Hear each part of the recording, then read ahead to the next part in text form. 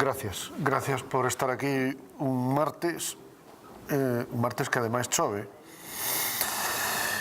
Moitas gracias por invitarme, gracias por, insisto, por estar aquí falando de arquitectura e concretamente da casa vernácula. Entre paréntesis, hoxe, decir, porque aínda que este discutido, hoxe, e así o sosteño na miña tesis, hoxe seguimos facendo arquitectura vernácula. Bueno, vamos alá. Unhas precisións antes de empezar, unhas precisións que quizás xa se fixeron aquí nesta sala por outros intervintes anteriores, e é recordar que cando falamos de arquitectura vernácula, máis concretamente da casa vernácula, en realidad non só estamos falando do espazo construído, senón que falamos dunha realidade sociolóxica que moldeamos según un amplio espectro de forzas, non estrictamente arquitectónicas, sino tamén posculturales, económicas, políticas, legais, etcétera, que no seu conxunto determinan a concreción de uns produtos arquitectónicos que, como grupo humano, vamos deixando depositados tanto no territorio como nas nosas mentes, é dicir, nos e as nosas casas somos unha unidade. A casa,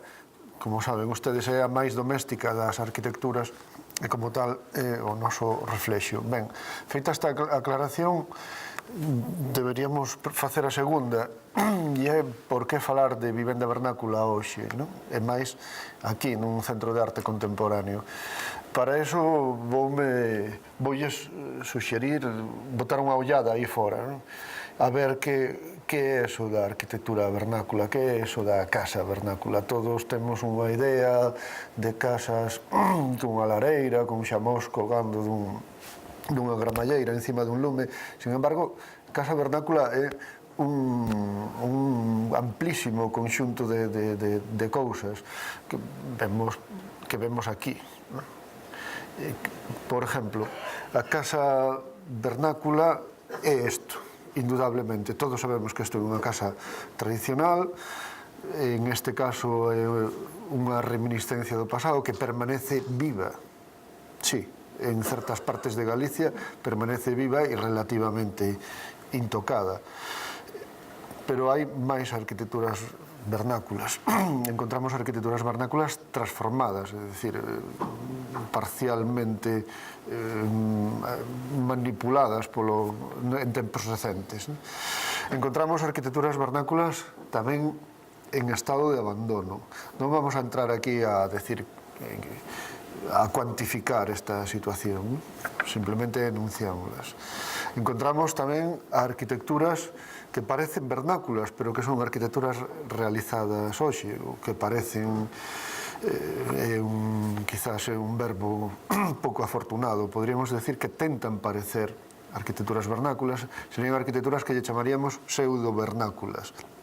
Imitan algúns aspectos da tradición vernácula, seguramente con boa intención por parte de quen a construye, pero con uns resultados plásticos, cando menos dubidosos, e desde logo uns resultados históricos estridentes, porque en realidad o que estamos facendo cando construímos estas cousas e cando as poñemos en uso é producir unha gigantesca mentira, cuyas consecuencias probablemente crecerán ao longo do tempo. É dicir, hoxe somos capaces de identificar estas mentiras e desmontalas, pero probablemente os fillos nosos e os fillos dos nosos fillos teñan dificultades para chegar a esas determinacións. Hai outra arquitectura que podríamos chamar vernácula, que é esta. Este grupo de edificacións, quizás o máis amplo grupo de edificacións das que hoxe encontramos no territorio de Galicia, que algúns medios de comunicación, particularmente algún medio de comunicación da Coruña, deu en chamar feísmo, como calificando de un modo incalificable este tipo de construcións.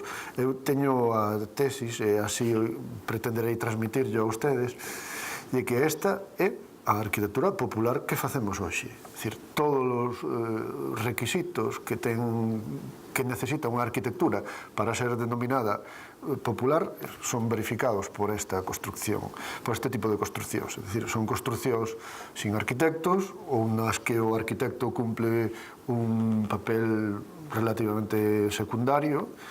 Son construccións autoconstruídas na súa maior parte, son construccións que respostan a un programa de necesidades íntimamente vinculado coa vida da xente. En fin, hai unha serie de características das que logo falaremos, de que nos explican, nos inducen a pensar que este é xa o novo vernáculo de Galicia.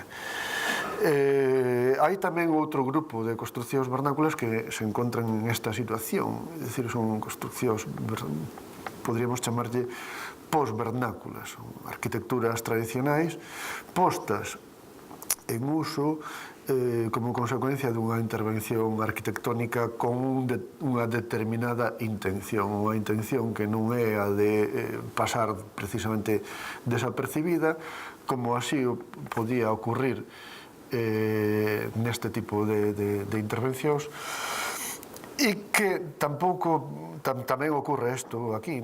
Esta intervención non pretende pasar por desapercibida, pero esta pretende establecer un diálogo diferente coa arquitectura sobre a que se asenta. Ben, entonces, por que temos que falar hoxe desto e por que temos que falar desto nun centro cultural? Ben, porque estes problemas, esta situación da nosa casa require hoxe unha intervención, require un análisis, require unha reflexión, por exemplo, saber que vamos facer coa arquitectura vernácula intocada que aínda persiste en Galicia, si vai camiño do museo, si vai camiño da ruína ou si vai camiño da eutanasia. Teremos que pensar tamén que facer con este tipo de cousas. É dicir, está claro que parece ser que non deberíamos consentir que seguirán sucedendo, como tampouco deberíamos consentir que seguirá sucedendo isto, nin tampouco, por suposto, isto, por razóns diferentes que ustedes imaginan facilmente. Utilizando terminoloxía moi académica, podríamos decir que, evidentemente, toda a forza creativa das nosas xentes, de todos nós, que se plasman na nova arquitectura vernácula, pois deben ser asistidas ou asesoradas para realizar produtos arquitectónicos mellores, pero non falo de mellores desde ese punto de vista que denosta ese periódico da Coruña, de chamarlle feo isto. Mellores en cuanto a adecuar as súas condicións constructivas, adecuar o seu tamaño ás necesidades da xente, adecuar o seu programa ás necesidades da xente, é dicir, resolver a problemática incluso urbanística, a problemática medioambiental que generan estas construccións espallándose sin orden por todo o territorio. Tamén este tipo de construccións, digamos, este último grupo deberían normalizarse, e para eso hai que reflexionar. Deberían normalizarse significa que, por un lado, deben convertirse en rutina estas situacións, é dicir, debíamos pasar deste caso a este, sin necesidade de que eso fora obxecto de premios arquitectónicos ni de felicitacións públicas, sino que debería ser a rutina, a vida normal. E tamén, dentro do ámbito cultural, debemos, os arquitectos e a sociedade no seu conxunto, establecer os parámetros que fagan normales ou lógicos os criterios de intervención para evitar caer no pastiche absurdo, na mentira histórica. Ben, para responder a estas preguntas necesitamos mirar atrás, mirar incluso bastante atrás. Eu propóñolles ir 250 séculos atrás para ver como apareceu a casa en Galicia, como chegamos a donde chegamos hoxe, para ver que en realidade, ahora mismo nos encontramos en un proceso evolutivo non sempre lineal, foi lineal hasta chegar a certo momento no que se produciu unha ruptura con modo de generación da casa que houve históricamente.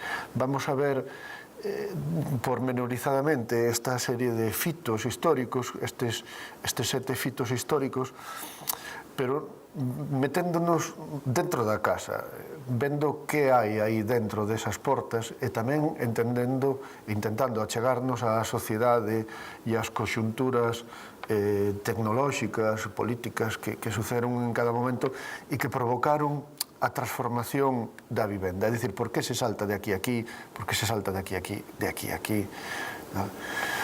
Ben, para eso falaremos, como decía, da vivenda, do mundo, é dicir, do que hai alén dos límites da casa, da vivenda, falaremos dos seus aspectos tecnológicos, que equipamento, como está construída, con que materiales, como se relaciona co resto do mundo, en ese mundo que cousas sucederon que provocaran esas transformacións, que outras arquitecturas se construían os galegos en eses tempos, e as galegas, en eses tempos, cando se estaban construindo esas casas e de que maneira se contaminaban unhas arquitecturas das outras. Ben, hai 250 anos o que nos construíamos era isto, se supón que era isto, porque non quedaron vestixios, aí nas Gándaras de Budiño, non lonxe de aquí, restos que nos falan desto. Sabemos que aínda hai hoxe povos do mundo que viven así e por eso podemos deducir certas cousas, non? É dicir, é o primeiro momento en que o home sale da caverna e construye un refuxio. É dicir, é o momento no que na noite dos tempos o máis sofisticado que o home facía era dominar o lume ou iniciar a agricultura. Era un home que non tiña a súa residencia fixada, non tiña unha estrutura política, nin social, nin familiar, nin nada parecido. De aí a inestabilidade do refugio que simbolizo con este esquema que aparece aí. É o refuxio nómade, construído enteiramente con materiales funxibles, materiales vexetales, materiales que requerían un desenvolvemento tecnolóxico extremadamente elemental. Naturalmente, ese home primitivo facía isto nunha natureza absolutamente virxe, na que como moito había pequenas intervencións agrícolas moi elementales. O segundo salto ha de tardar 20 e tantos mil anos en producirse, quedouseme unha A polo camiño, e é a Casa Redonda. Vexamos que formalmente non é máis que a construcción en pedra, a reconstrucción en pedra da cabana primitiva. Estamos falando dunha construcción, por tanto, que ten un avance tecnolóxico con respecto da chouza anterior, é un avance tecnolóxico que ven da man dunhas xentes que chegan a Galicia, que son os celtas, dos que non vamos a falar, chegan en un momento dado, e traen esa tecnoloxía, traen o dominio da mampostería, o dominio da pedra. Espacialmente non hai unha gran evolución nestas arquitecturas, siguen sendo construccións dunha dependencia única, na que como moito hai un lar onde se fai un lume. Recordolles aquí que esta construcción evoluciona hacia a palloza, non deixa de ser unha transformación desta construcción primitiva, pero, bueno, eso daría lugar a outro tipo de charla. O seguinte salto que se produce na conformación da vivenda nosa ten que ver coa chegada dos romanos. No ano, esa data que hai aí, a anexión final de Galicia por Roma, no ano 29, menos 29, e que Que nos traen os romanos? Traennos unha estructura política, unha estructura social, unha organización, un novo idioma, novas arquitecturas institucionales, faros, pontes, carreteras, novos produtos agrarios que provocan certas revolucións, como a vide e a oliveira en Galicia, pero a nivel doméstico o que nos traen é a planta cadrada, nos traen a tecnoloxía para facer esquinales en ángulo recto, unha cousa que exixe un coñecemento da estereotomía da pedra, e nos traen tamén a cuberta a dúas augas. Evidentemente, a cuberta a dúas augas é posible porque tamén cos romanos chega a tella, que precisamente en Galicia ainda se lle sigue chamando tella romana, a toda a tecnoloxía da pedra. Seguimos falando dunha dependencia espacial, dunha construcción espacialmente moi sencilla, unha planta rectangular que alberga un único espacio donde, polos restos que coñecemos, se abriría un lume en algún lugar para aquecer este espacio, carecería de chimenea para evitar que escapara o lume, e probablemente porque en algún momento non se soubo facer, non se soubo controlar de outra maneira o fume. Esta vivenda ainda persiste en Galicia, evolucionada, transformada, foi recibindo adherencias que fundamentalmente consistiron na subdivisión deste espacio único. O seguinte salto na transformación da casa coincide aproximadamente, é consecuencia da conquista das Indias, e dirán ustedes que ten isto que ver, que pinta aí a cifra 1492, a data 1492. Bueno, é unha data simbólica. A conquista das Indias implica en Galicia unha revolución importante, no conxunto do Estado hai un trasego incipiente, pero significativo, de homes, de ideas e de produtos entre as Américas e España e viceversa. Entre as cousas que veñen, están unha serie de produtos como o millo, a pataca, o tomate, o chocolate, o café, as especias, o tabaco. É dicir, prodúcense, como consecuencia da chegada destes produtos, unha auténtica revolución na mesa, na cociña, que van ter as súas consecuencias na casa. É dicir, a casa, en este momento, necesita albergar dentro de sí o gando. O gando vacún que andaba ceibo polos campos hasta este momento, o que se estabulaba en amplos corrales colectivos, necesita ser introducido dentro da casa porque si estuvera en liberdade, comeríase o millo. Eso provoca que a casa gane unha planta, vexamos isto, gane unha planta, de forma que o gando se alberga na planta terrea e a área doméstica, a área residencial, se le va para a planta superior. Eso está documentado que sucede unha cousa é consecuencia da outra. Naturalmente, a data é relativa. Saben ustedes que o millo tardou 300 anos en estenderse por toda Galicia. É dicir, as inercias no mundo rural son moi grandes. De feito, sabemos que as casas de planta circular chegaron a hoxe, que as vivendas de planta rectangular, só unha planta baixa, chegaron a hoxe, igual que estas tamén chegaron a hoxe. O seguinte salto prodúcese a finais do século XIX, principios do século XX, cando chegan a Galicia masivamente os indianos retornados. É dicir, quen son os indianos? Os indianos son nativos de Galicia que teñen un traxecto vital que os leva á migración e que retornan como consecuencia sempre de acontecimientos bélicos. Primeiro se independizan as colonias americanas, logo ven a Primeira Guerra Mundial, logo a Guerra Civil, E isto provoca que, como saben ustedes, os indianos vayan volvendo. Que sucede? Que sucede cando volve un indiano a Galicia no século XIX? Un indiano que partiu sendo un labrego, pasou varias décadas da súa vida en grandes cidades, que daquela eran grandes cidades, hoxe tamén o son, como Buenos Aires, Montevideo, San Juan de Puerto Rico, La Habana, Veracruz, Nova York, etc., etc.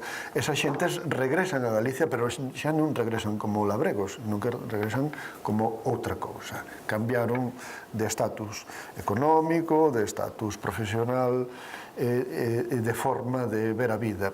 E como tal, construirán unhas arquitecturas que evidenciarán isto.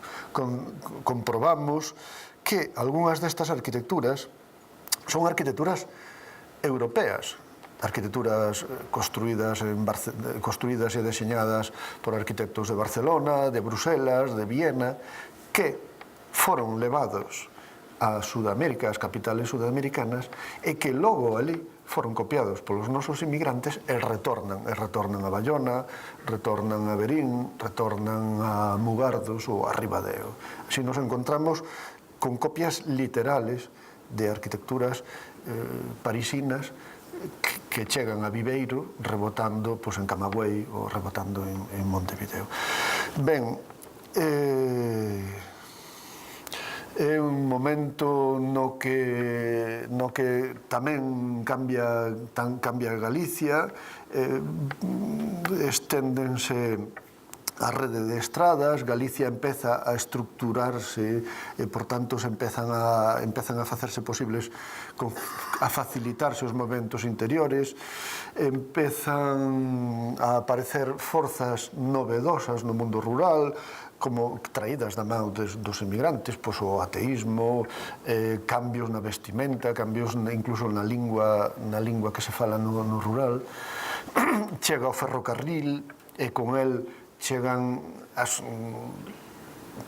tamén cousas do resto do Estado, chegan e marchan. En fin, desde o punto de vista doméstico, a casa, como lles decía, e como viron na primeira imaxe, rompe radicalmente co anterior. Teño que decir que en aquel momento, igual que se fai hoxe, en aquel momento, igual que hoxe se critica a arquitectura dos emigrantes, se lle chama fea, cousa máis extraña, non? En aquel momento, a intelectualidade de Galicia tamén lle chamou a estas casas feas, non? A estas. Hai escritos nos medios de comunicación daquela época, en as novelas incluso, de Pardo Bazán, de Otero Pedrallo, de Risco, etc., denostando estas arquitecturas que se chamaban as arquitecturas do Che, esas casas blancas que afean nuestro paisaje, etc. Nos dicían, hoxe, evidentemente, o que queremos é conservar estas arquitecturas e reutilizalas. Ben, estas son arquitecturas domésticas, como decía, que rompen coa persistencia, teñen importantes novedades a nivel técnico, como, por exemplo, o cuarto de baño, a auga encañada, calefacción, electricidade, cousas que non simplemente non existían en Galicia, e moito menos na Galicia rural, en aquel momento. Hai outras cousas realmente simbólicas, como é a aparición da cor, é dicir, as casas píntanse en cores rechamantes, a arquitectura vernácula tradicional non tiña cor dos materiais propios, aparecen organizacións xeométricas nos alzados das casas, aparece a simetría, aparecen molduras, referencias da arquitectura cultista que nunca existiran anteriormente no mundo rural.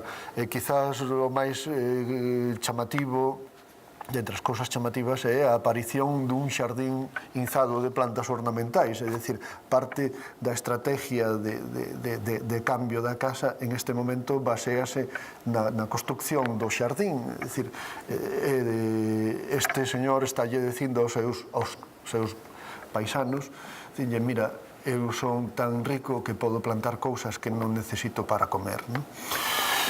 Ben, aínda non paramos aquí.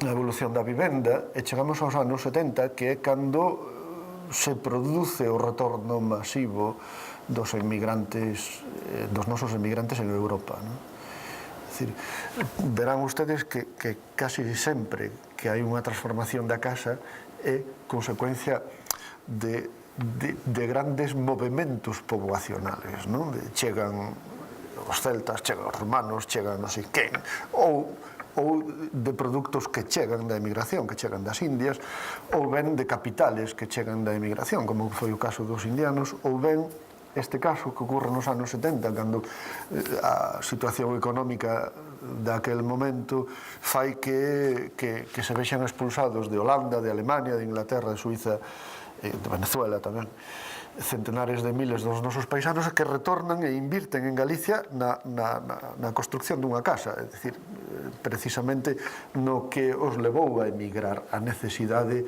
de facerse unha casa. Que casa se fan estas xentes? Unha vez máis nos encontramos con que os individuos que emigran sufren un proceso transculturizador, é dicir, emigran xentes que salen do sector agrario e cando retornan non se reinstalan en él, e veremos que consecuencia ten isto.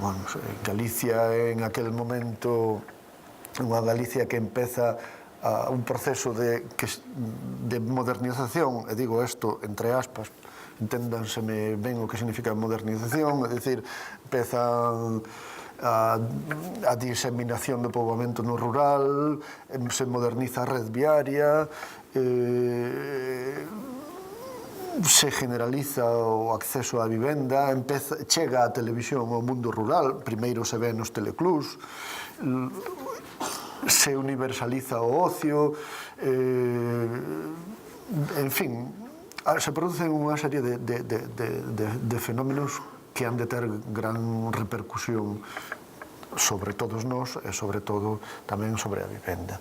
Ben, a vivenda que esta, disculpen, esta icona está desplazada do seu sitio, é a vivenda que poderíamos chamar a casa do suízo, non? É a casa, igual que a casa do indiano, poderíamos chamarlle a casa ostentosa. Esta poderíamos chamarlle a casa como proxecto vital, non? Aparecen, por tanto, ocurre tamén en este momento un cambio tecnolóxico que se xeraliza, é dicir, deixanse de utilizar os materiales tradicionales e no seu lugar se introducen, porque o mercado e o desenvolvemento da industria e das redes de comunicación interiores así o permite, se introducen os materiales de construcción modernos, como o formigón, o ladrillo, as tellas de fibrocemento, etc., que son ofertadas e que son consumidas incluso compulsivamente polos usuarios que en aquel momento teñen que facerse unha casa e que precisan, por razóns que ustedes conocen, precisan romper co seu pasado e construirse algo que evidencie o seu éxito na vida, o seu éxito no traxecto migratorio. En esta casa, na casa dos anos 70, igual que ocurría na casa indiana, desaparece calquer vestigio de dependencia que tuvera algo que ver coas actividades agrarias de orixe, non? É dicir, desaparecen as cortes. Na casa indiana era evidente, e nesta casa, na casa dos anos 70, está matizada. Está matizada porque o que ocorre é que na planta baixa, esa planta baixa deixase como espacio ambiguo, como espacio que os antropólogos chaman espacio de reserva, que é o que permite que o individuo retornado, que retorna transculturizado e convertido en outra cousa, en albañil, en cociñeiro, en auxiliar de non sei quen, cobrador de peaxes ou cousas así, poda encontrar acomodo para unha actividade non necesariamente agraria, é dicir, pode montar ali calquera cousa. É a época na que en Galicia aparecen os establecementos hosteleiros con eses nombres, Caracas, Uruguai, Berna, aparecen os pequenos talleres nas plantas baixas das vivendas, aparecen os pequenos supermercados, etc. Ben, compositivamente temos que decir que é o momento en que se utilizan estrategias que conocemos dos indianos, é dicir, as reglas geométricas non impropias do mundo rural, se utiliza o color, se utilizan mecanismos, os mismos mecanismos que utilizou o indiano para destacarse da arquitectura vernácula. De onde proceden estes mecanismos? Bueno, hai quen di que proceden da emigración. A nada que sondemos, descubriremos que en ningún sitio do mundo encontramos arquitecturas como as que aquí se construíron. Ou, mellor dito, comprobamos que emigrantes que proceden de lugares distintos, tan distintos como Noruega ou Venezuela, poden chegar a construirse casas semellantes aquí. Ou ao revés, emigrantes procedentes do mesmo lugar migratorio, por exemplo, Holanda, poden construirse casas formalmente moi distintas en Galicia. De onde procede todo isto? Ben, isto procede da espontaneidade desasistida. Hai que decir a favor das nosas xentes que se construíron casas como a que veíamos, que en aquel momento nin o Estado, nin nós, os arquitectos, asistimos nin tutelamos a toda esta xente. As circunstancias políticas xa as coñecen e saben ustedes que en aquel momento o que interesaba, o único que interesaba dos emigrantes era os bolívares ou os marcos que traían no peto. Ben, hai un momento máis de cambio que é tardío, moi próximo a nós, en que a casa esta entra en crisis, a opinión pública deriva os gustos hacia outras cousas, non? É dicir, parece que se queren retomar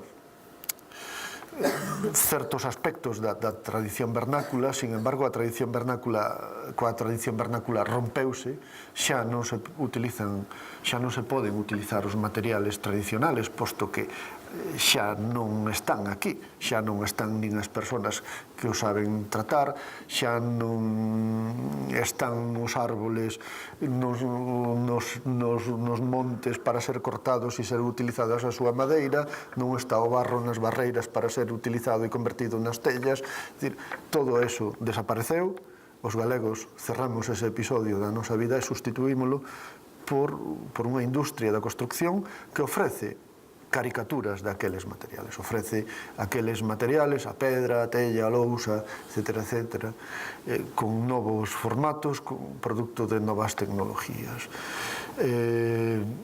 Ben, a Galicia que fai unha casa moito máis aparatosa, máis grande, máis voluminosa. É unha Galicia que ten un nivel de renda per cápita moi elevado, o maior de nunca antes na historia, e hai unha serie de factores psicolóxicos no imaginario popular que nos levan a transformar a vivenda. Un deles, por exemplo, é o da querencia pola intimidade. Se na casa tradicional a intimidade era un factor menor, é dicir, a intimidade prácticamente non existía, todas as actividades se desenvolvían en común, podrían dormir moitas persoas no mesmo leito. Eso vai evolucionando co tempo e chegamos á situación actual na que o individuo exixe unhas cotas de individualidade como nunca antes. É dicir, cada persona da casa exixe o seu cubículo aí dentro, exixe o seu dormitorio, exixe o seu cuarto de baño propio, exixe o seu aparato de televisión, exixe o seu propio vehículo. É dicir, estamos transformándonos E con elo estamos transformando a nosa casa. O esquema da casa medra en superficie, medra en complexidade espacial. Por suposto, xa non hai nin siquiera reminiscencias dese mundo agrario que foi tradicional. Ben, este é o panorama que expuxen, que é moi denso de explicar e que abrevei quizás incluso demais, e que nos ofrece esta visión das nosas casas, e que eu vou traer a este esquema, non? É dicir, estos son os últimos 25.000 anos de historia de Galicia, no que, recordamos, aparece a chouza, que é sustituída pola chouza de pedra, que a súa vez evolúe na palloza que está en uso hasta os anos 80 do pasado século. É dicir, aí se trunca a vida das pallozas. As pallozas son unha tipoloxía que acaba convertida en peza de museo, que debe ser sostida artificialmente. Temos a casa de terrea, que é unha tipoloxía que se mantén hasta os nosos días, minguando, igual que a casa labrega, de futuro incerto, de aí que apareza isto en trazos. É dicir, son tipoloxías que comprobamos que desaparecendo o sistema económico que lles deu justificación, son tipoloxías que teñen, como a palloza, os seus días contados, é dicir, que derivan hacia a desaparición, hacia a súa transformación ou hacia un camiño incerto que precisamente convén repensar. Aquí no medio aparece ese breve e estridente episodio da arquitectura indiana que ocupa aproximadamente medio século e que non tuvo máis trascendencia arquitectónica.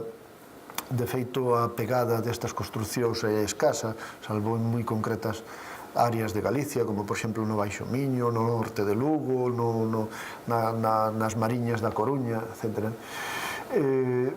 Pero que tuvo o valor simbólico de iniciar un proceso de ruptura que logo nos anos 70 se generalizaría. Nos anos 70 aparece a Casa do Emigrante Europeo, nos anos 80 se revisa ese modelo, e nos anos 70, conforme aparece a Casa do Emigrante Europeo, a Casa Labrega inicia o seu devalar.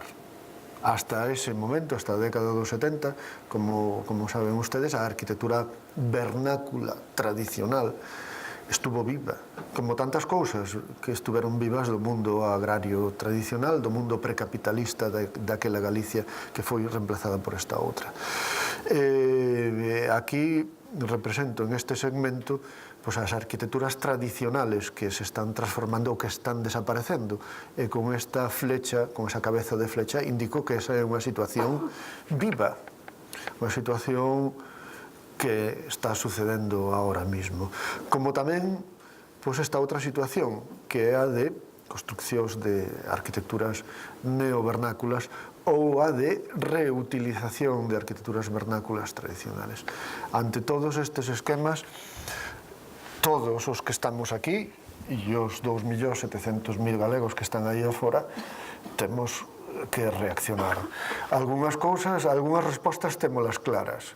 Por exemplo, esta arquitectura sabemos onde está nas Gándaras de Budiño, temos que seguir excavando para conocer algo máis dela e levala a un museo. Esta morreu e temos que conservar as poucas pallozas que aínda quedan nos Ancares de Galicia e nos Ancares de León e de Asturias.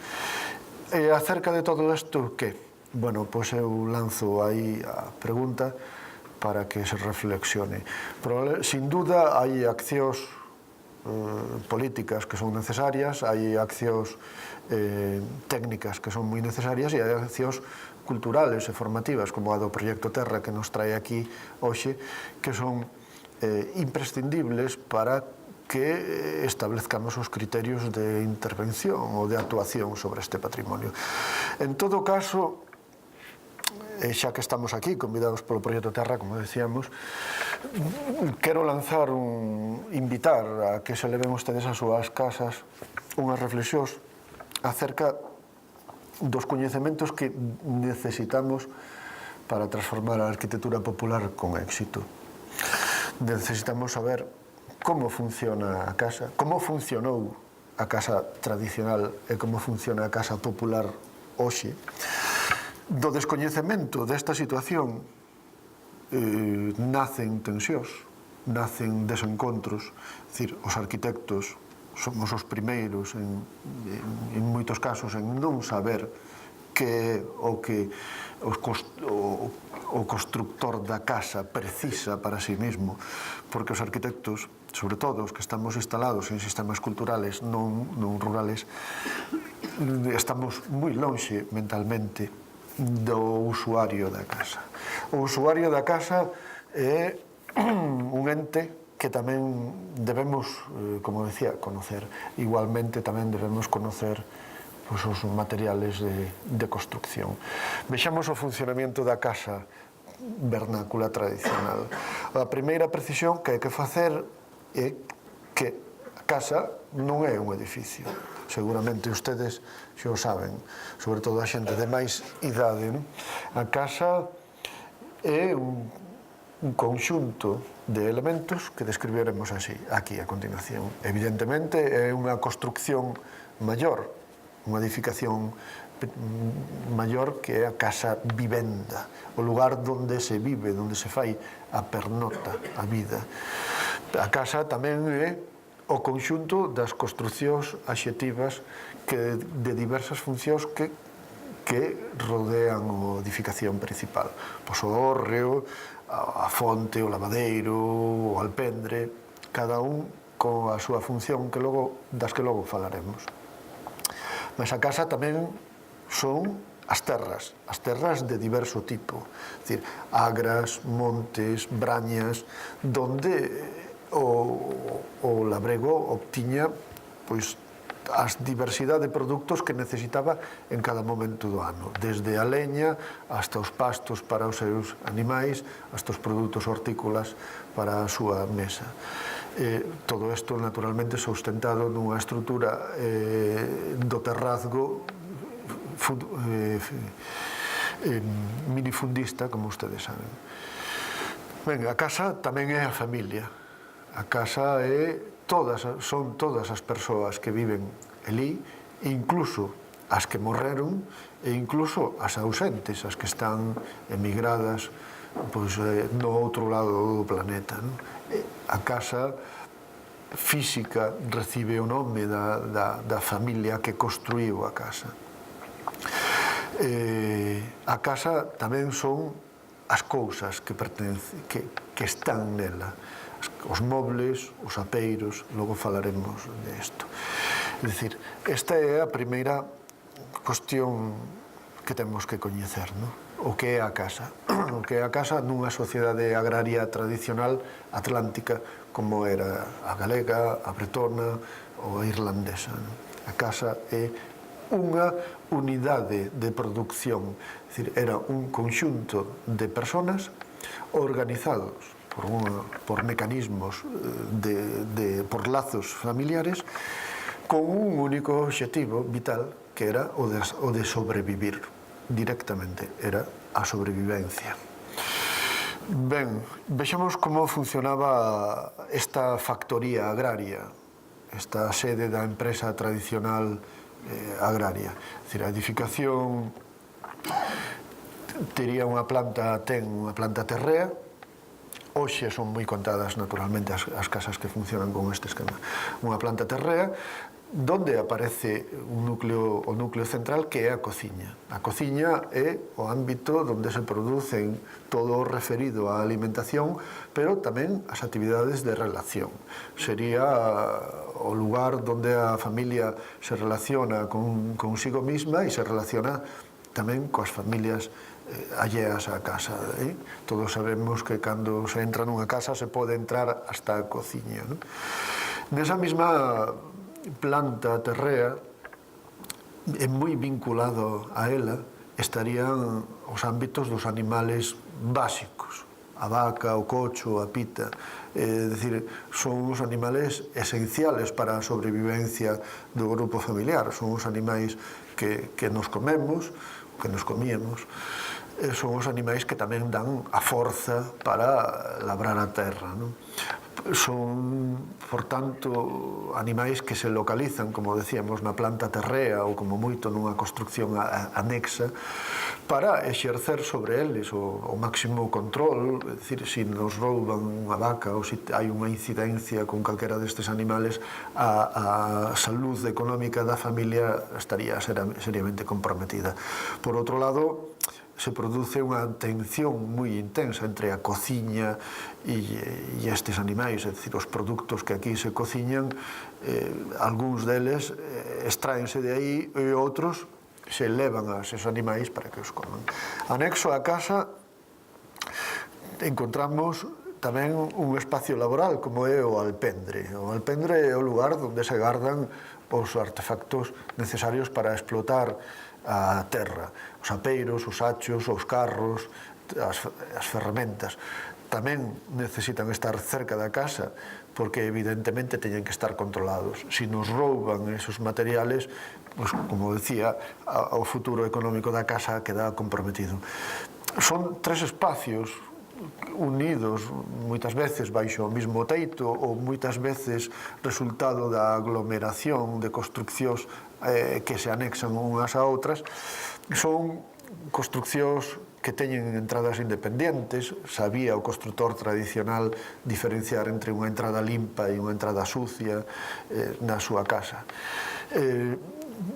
Nas inmediacións da planta terrea nos encontramos os almacés dos alimentos e os almacés da leña, é dicir, todo aquilo preciso para o sustento, non? É dicir, a leña está o suficientemente cerca como para ser utilizada, unha leña seca, sin que poña en peligro a súa potencial carga de lume e a seguridade da casa. Os almacés de alimentos tamén figuran no entorno da casa, moitas veces en ámbitos específicos dentro desa planta, sabiamente estudiados. Saben ustedes que nunha situación onde a tecnología era moi elemental, pois o recurso para conservar os recursos para conservar os alimentos tiñan que ser moi estudiados, non? Así o queixo e a manteiga se colocaban na fresqueira, o viño nas bodegas, nos lugares húmedos, o xamós e os chourizos nos lugares afumados, as castañas nos caínzos, que eran lugares aireados e protegidos dos ratos. Hai un espacio no fallado vinculado ás actividades alimentares que era o ideal para guardar as patacas e mazás, posto que ali estaban protegidas dos enemigos do alleo e tamén estaban resguardadas da humedade. Na planta terrea, perdón, a planta superior da casa tradicional, da casa labrega tradicional, era onde estaba a zona que hoxe podríamos chamar a zona de noite. É dicir, era unha zona que variando dunhas tipoloxías a outras pode constar de un único espacio onde se colocaban as camas por ali, como por exemplo na Palloza ou nas casas máis antiguas, as casas máis sofisticadas onde podría haber diversos cuartos, quizás separados por ámbitos, separados por ámbitos de idade, é dicir, un cuarto estaría reservado para os petrucios, os jefes da casa, e outro cuarto para os homens e outro cuarto para as mulleres, non? É dicir, isto sería así. Todo elo vinculado en torno a un espacio de respeto, un espacio chamado sala de respeto en algúns casos, en outros casos chamado simplemente sala, sería o lugar donde, desde que organizaría espacialmente a planta superior, sería o lugar representativo da vivenda. Así como este era o corazón funcional, este sería o lugar representativo onde tiñan lugar as ceremonias significadas da vida da casa, que fundamentalmente estaban relacionadas cos tránsitos da vida propia, é dicir, o nacemento, a defunción, o casamento, ou circunstancias excepcionales como a chegada ou a marcha dun pariente á emigración. O resto do tempo, salvo esas 4 contadas excepcións, este espacio estaría sin uso, conservado nas mellores condicións posibles. Incluso, e isto está estudiado polos antropólogos, era un lugar onde a presencia dos homes estaría vetada, reducida únicamente, admitido ese paso únicamente para ir a dormir. En localizacións remotas, lonxe do núcleo da casa física, da gran construcción central, estarían as construcións destinadas a outros animales non fundamentales, coellos, pombas, etc., ou probablemente máis animais destes. Habría outros espacios laborais, como a forxa, o lavadeiro, o palleiro, naturalmente vinculados aos lugares onde é necesario que estas construcións estiveran. E habría outros espacios de alimentación, como a eira, o forno, o lagar, o muiño, o hórreo, colocados, como dixen antes, nos lugares en que por diversos motivos, fundamentalmente por motivos funcionales, debían estar. Este é o esquema funcional dunha factoría agraria, da factoría agraria que estuvo funcionando en Galicia nos últimos 2000 anos, concretamente hasta os anos 70 do século pasado, e que entrou en crisis desde o momento en que deixamos de ser labregos, desde o momento en que chegaron ao mundo rural as nóminas. Este esquema funcional origina un esquema espacial moi evidente, é dicir, se trata dunha construcción espacialmente complexa, probablemente rodeada de corpos anexos, unha construcción permanentemente inacabada, unha construcción, saben ustedes que as construccións labregas están permanentemente evolucionando conforme varían as circunstancias da propia factoría agraria. É dicir, se casa unha filla, bótase unha habitación máis, se ampliamos a granxa, pois crece aquelo, se decrece, en fin. Isto daba tamén lugar a unha ocupación determinada do territorio, unha ocupación moi racional. É dicir, na sección do val, se na parte alta do val estarían os montes de onde se extraería a leña e a madeira necesaria para a vida, no fondo do val está o río, están as terras húmedas, as brañas, serían os lugares onde estarían os pastos, e a edificación se colocaría sempre a media ladeira, é dicir, a cabalo entre os dous lugares, lonxe das terras feraces donde están os pastos e donde están as hortas, lonxe dos peligros das enchentas dos ríos e lonxe tamén dos peligros dos montes. Este esquema de ocupación territorial rompeuse conforme se rompeu a idea de factoría agraria. As casas se deslocalizan en calquera lugar, as casas acaban construíndose encima dos ríos, acabamos tendo que rescatar aos nosos paisanos con zodiacs das enchentas dos ríos, construyense as casas nos medios dos montes, que cando arden necesitan que vayamos ali con helicópteros a sacalos fora. É dicir, a racionalidade do territorio estaba sustentado nun modo de entender a vida que ao desaparecer convértese en irracionalidade. Non se trata, por tanto, dun asunto de estética, como se di, de chamarlle fea ou máis ou menos fea esta construcción. a nova construcción vernácula, sino de chamarlle irracional. Vexamos os esquemas funcionales das novas casas. Damos ben de tempo. Vamos a comprobar como na casa dos últimos 40 anos foronse progresivamente perdendo as instalacións agrarias. Vamos ver a casa nos anos 60, nos 70 e nos 90. Nos 60 a casa permanece aínda vinculado á actividade agraria, inda que se introducen as instalacións e os equipamentos, a auga, chegou o gas butano, nun momento dado, por requerimientos legales, se obliga a separar o ámbito, inda que estén dentro da mesma edificación, dentro do mesmo teito, se obliga a separar animais de persoas, é dicir, a legislación sanitaria impide que persoas e animais respiren o mesmo aire, cousa que seguiu sucedendo nas pallozas, de aí que se leve o acceso á planta vivideira polo exterior. Ben, vexamos un esquema dunha casa real destas circunstancias. A planta baixa é unha planta libre, donde aínda nos encontramos vacas, cochos, coellos, fitas e tal. A planta superior todo o que hai é doméstico, dormitorios, cociña, baño, que aparece en estes momentos, entremezclado probablemente con ainda algunha dependencia onde se gardan os apeiros ou as sementes ou aquelo máis valioso, máis delicado. Fundamentalmente é un esquema tradicional.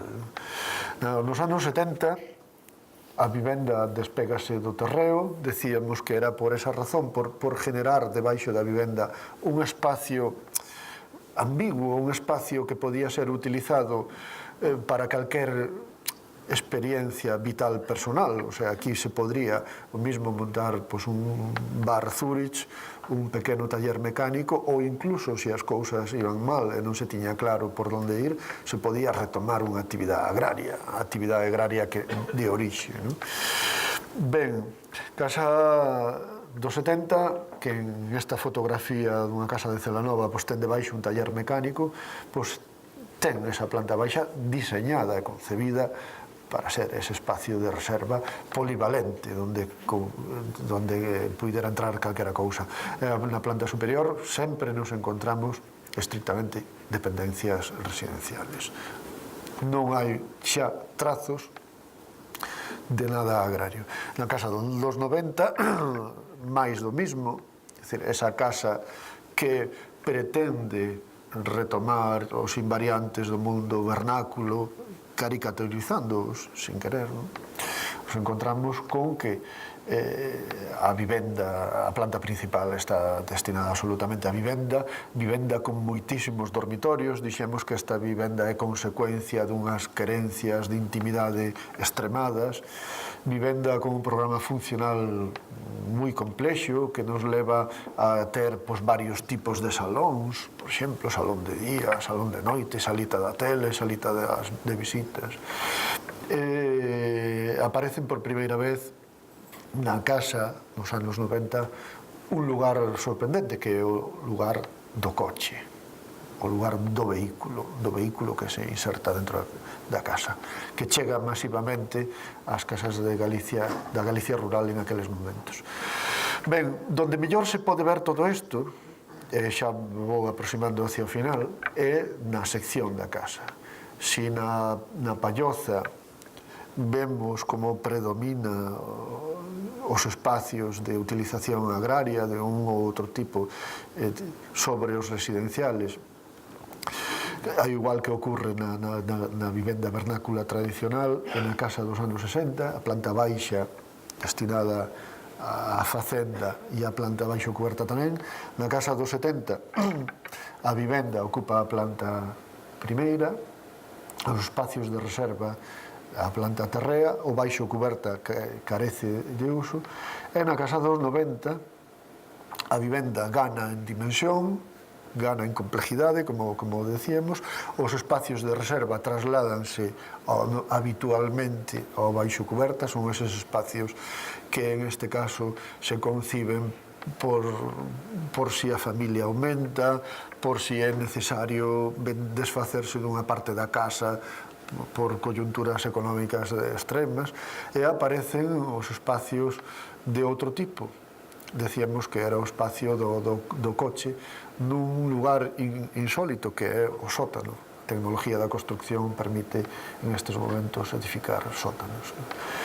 Ben, xa encamiñando ao final da miña charla, para non facerme pesado, a parte de reflexionar acerca da transformación do esquema funcional, consecuencia do abandono da actividade agraria masiva que se dá en Galicia nos últimos 40 anos, tamén nos cambiamos, non?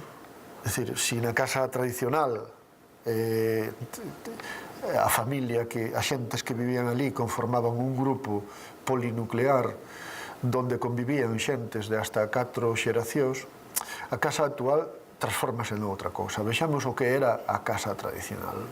Vexamos a parella central, o home e a muller, estarían os pais de ela, por exemplo, vivindo. Tamén probablemente acompañaría ao grupo unha irmá solteira desta parella. Esta parella tería 5 fillos, algúns deles morrerían a nacer, outros morrerían sendo moi nenos, outro faríase sacerdote, outro emigraría a Argentina e outro quedaría na casa, chamándose o vinculeiro, non? Sería quen pasaría a cuidar de todo este grupo familiar cando lle fora cedido ese papel. Esta era a estrutura estándar dunha familia polinuclear nunha casa de Galicia. A organización espacial, naturalmente, é cautiva desta organización familiar. A casa actual, quen somos? Somos parellas sin fillos por decisión, parellas con un único fillo, familias monoparentais, individuos sós, grupos non familiares con intereses comuns. Por exemplo, grupos de persoas de idade que deciden convivir xuntas para cuidarse uns aos outros, ou grupos de funcionarios de Vigo, pero que teñen que traballar en Santiago e teñen un piso xuntos e viven xuntos por decisión, por ter uns intereses comuns, parellas non reproductoras, é dicir, parellas donde ambos membros da parella son do mesmo sexo, ou parellas pendulares, é dicir, parellas que cada un leva a súa vida independente, pero que se reúnen ocasionalmente, pois en vacacións, ou en fines de semana, ou cando se pode por motivos laborales. Ben, non sabemos aínda que consecuencias arquitectónicas, ou intuímos as consecuencias arquitectónicas que vai dar todo isto. Naturalmente, a casa de todos estes grupos ten que ser unha casa distinta a desta xente. Sabemos que en certos países de Europa estes grupos familiares xa son maioría, e sabemos que hai arquitecturas que se realizan hoxe neses países para respostar a todo este tipo de situacións. É dicir, está claro que un grupo de individuos de Vigo que teñen que traballar en Santiago 5 días a semana e que deciden quedarse ali, pois un programa convencional de vivienda de 3 dormitorios, 2 baños, sala, comedor e non sei que, pois non lles resulta caído, como tampouco lles resultará caído a quen decida vivir só, encontrarse con un piso de 90 metros cuadrados e con 2 plazas de garaxe. Ben, como sempre hai inercias, a sociedade suele ir por diante das respostas arquitectónicas a isto, pero non tardarán en chegar. En todo caso, convén que cando pensemos na casa do futuro ou en que facer coas casas do pasado, pensemos que esas casas do futuro xa non van a estar destinadas a este tipo de xente nin a súa facenda, non? O enxoval, é dicir, estas cousas, as cousas da casa, as cousas que conforman a casa, os apeiros de labranza e as cousas das casas. As cousas da casa vernácula eran, ler 2 vacas, 3 cochos, 14 pitas, 2 coellos, os apeiros de labranza, unha tulla para guardar o grao, unha plancha de ferro, zocas para todos e un paraugas, 4 sillas, un escano, 3 tallos, 3 camas, 2 quinqués, tal, un cadro do Sagrado Corazón, un calendario de chapa do Banco Pastor e 2 fotos enmarcadas, unha dun irmán morto e outra do pai emigrado. Claro, as cousas das casas contemporáneas necesitaríamos centenares de diapositivas de PowerPoint para explicalas, non? Quizás o mellor sería entrar xa directamente na página web de IKEA ou do Corte Inglés para ver un mostrario do que podemos ter nas nosas casas ou do que eles queren que teñamos nas nosas casas, non? Pero fundamentalmente o que hai é un cambio de filosofía. No mundo tradicional nos pertencíamoslle ás cousas, é dicir, aquela silla non era miña, eu era daquela silla, aquela silla estaba na casa, era do meu pai, do pai do meu pai e do pai do meu pai, e iba a ser a silla do fillo do meu fillo. Eu era un usuario daquela cousa, eu pertencíalle a aquela cousa. Oxe, as cousas son distintas, as cousas perténcennos a nós. Eu teño unha silla e probablemente durante a miña vida vou ter 17 sillas distintas. Voume fartar dela, voume romper, voume cansar, voume aburrir, voume ir cambiando. Non vou a utilizar a silla do meu pai, nin lle vou a transmitir ningunha silla ao meu fillo, a transmitir unha hipoteca. Ben, sobre as cousas de comer, tamén estamos xa prácticamente acabando, unha reflexión, é dicir, a dieta cambiou o sistema económico, cambiou a estrutura familiar, cambiou a dieta. Nin que decir ten que a dieta tradicional sustentábase no que se salía da terra. A dieta de hoxe susténtanse no que sale dos supermercados, no que sale da nevera, no que é o que pensan os rapaces, dos fornos microondas. máis alá de falar desto, que quizás o arquitecto non debería ser a persona máis adecuada para falar desto, si quero invitalos a reflexionar acerca da variación nos combustibles que hai na casa. Se na casa tradicional o combustible era a leña, é nada máis que a leña, o que implicaba un modo de cocción necesariamente lento, e o que obligaba a que, por exemplo, unha determinada persona da casa estuvera esclavizada á cocción. Todos sabemos que foi a muller. É dicir, a cocción era lenta, estes produtos son duros, moi ácidos, necesitan unha cocción pausada e unha persona fiel e esclava dese lume. A chegada do gas butano vai... por favor, enténdanme isto con cautela, vai liberar a muller da esclavitude da cociña, non? É dicir, acelera o proceso de produción de alimentos, de preparación dos alimentos. Ponse a fritir aceite, bótanse unhas patacas e en un instante temos unha comida, non? A dieta, o combustible, son instrumentos de transformación da sociedade, son instrumentos de transformación da casa. Hoxe, na casa, temos unha infinidade de combustibles, gas, electricidade, microondas, inducción magnética, carbón, incluso leña.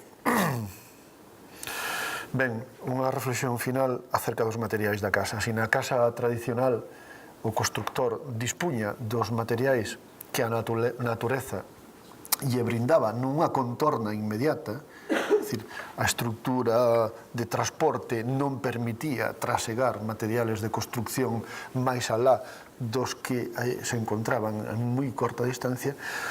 Hoxe os materiales de construcción son outra cousa, son nin máis nin menos que os que o mercado dicta. O mercado dicta utilizar bloques de formigón, utilizamos bloques de formigón, mañán o mercado dictará utilizar plásticos policarbonatados e utilizaremos plásticos policarbonatados. Esta imaxe evidencia un solapamento entre ambos mundos. Naturalmente, quen acusa de feo ao autor desta historia probablemente non sabe que quen acusa se está lucrando dunha maneira ou de outra da produción desto que hai aquí, non? Ben, e así remato deixando aberta unha reflexión acerca do que facer coas casas que nos deixaron os nosos pais, as casas que estamos construindo, para nós, para xente que vai a vivir dun xeito distinto e xa está vivindo dun xeito distinto a como vivimos nós, e para xente que utiliza materiales de construcción diferentes dos tradicionales, e probablemente, porque non decilo aquí, para xente que ten preocupacións estéticas e preocupacións medioambientales como no pasado houbo en Galicia. E aí esta imaxe dunha palloza construída polo construtor popular utilizando materiales que obtiña a pé de obra e unha construcción que cando entra en desuso desaparece suavemente integrándose na natureza de onde naceu. Pois máis nada e encantado de responder as preguntas que ustedes queiran.